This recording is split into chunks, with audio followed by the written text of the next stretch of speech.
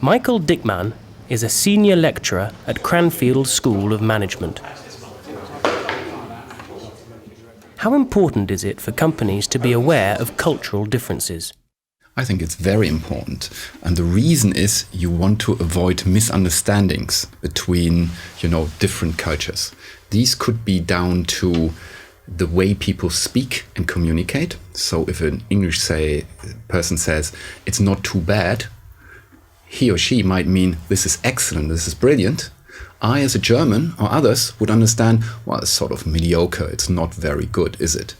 Okay, so you want to avoid just simply language misunderstandings, or you want to avoid cultural misunderstandings. For example, Siemens, the German multinational, had a big problem 2 years ago in relation to their ethics and using bribes in Africa. Now, if I talk to my students here sometimes, the Nigerians call it PR, public relations. It's a normal thing in their business systems to pay bribes. Yeah. Now, it isn't a normal thing for a multinational from a Western country to pay bribes. So how should people behave?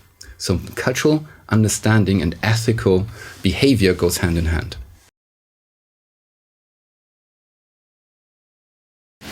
Where do you think cultural differences are most noticeable in a business context?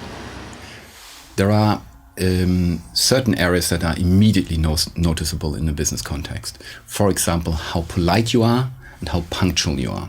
Yeah.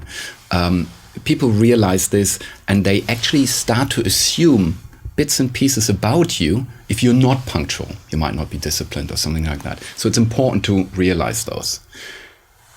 One level deeper, in terms of norms and values, there are certain things that are really important in business life, and these are much more difficult to realize. For example, there is a researcher who is called Gerd Hofstede. He distinguishes between power distance, high and low. High power distance means that you wouldn't critique your boss. You would listen, and even if you had a different opinion, you wouldn't voice it and you would do what your boss tells you to do. Okay?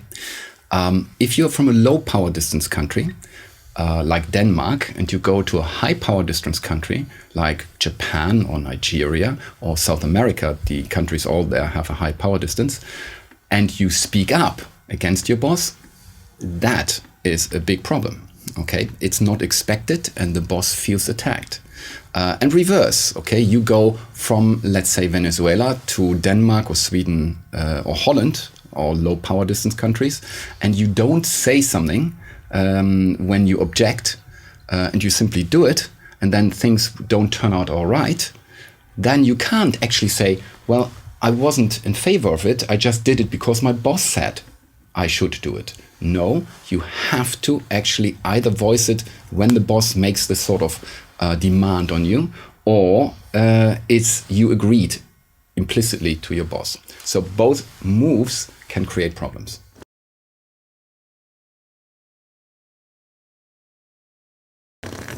Do you have examples of different cultural approaches in international business?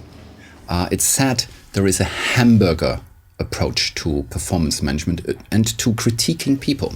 So in the US, if you made a mistake, you're being asked into the office of your boss, and the boss will say something like, we appreciate you, and it's great that you joined us, and we had really good reasons, and your performance is really well. So it's a sort of upper bun of a hamburger. And then he or she will continue to say, but last week, this is what we believe you could improve, you made wrong. So the criticism comes, which is the meat. And then the language, the conversation will be wrapped up by approaches around, and we continue to trust you. We know you will be able to rectify this error, and your performance will be good. So this is the lower bun, and then you go out of the office. In Japan, you would only get a bun and no meat, which means you'd be asked to enter the office of your boss. The boss talks to you about how much he or she appreciates you and your performance for the company, and you'll be asked to leave again. Now, the very thing that you've been asked to the boss, to meet the boss and talk to the boss, is something that makes you think, oh my God, there's something wrong. So you don't get meat, but you're meant to actually realize what the meat is. Yeah? And it saves your face, of course. Now in Germany, the hamburger is just the meat. So you're being asked to get into the boss's office, you're being told off, and you get out of it again. So you have 3 different shapes of hamburgers. Yeah? And that is important to understand in terms of when you work in these countries.